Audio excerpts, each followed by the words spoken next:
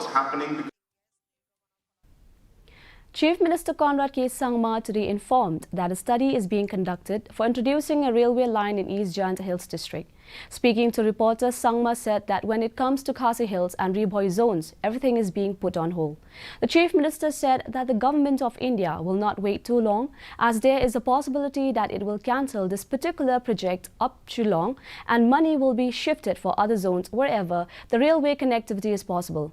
Meanwhile, responding to a query on banning of illegal coal mining during the G20 event, Chief Minister Conrad K. Sangma said that it is not possible for the state administration to completely stop illegal mining and transportation of coal, but effort is on. He also said that there are different laws that are in place for people who are into illegal activities of coal mining.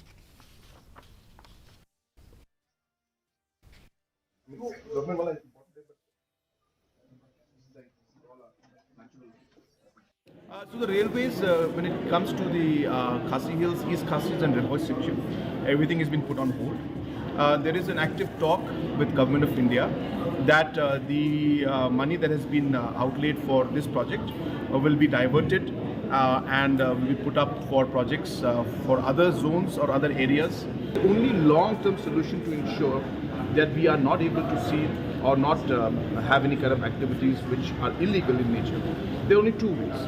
One is to come out with policies that will legalize, and that's what we're doing. And two, to create alternative livelihood. So it's a process. It takes time and it moves forward.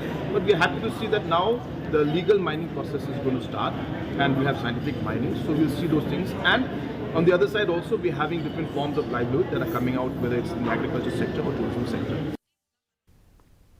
Health Minister Dr. Ampareen Lyngdoh has informed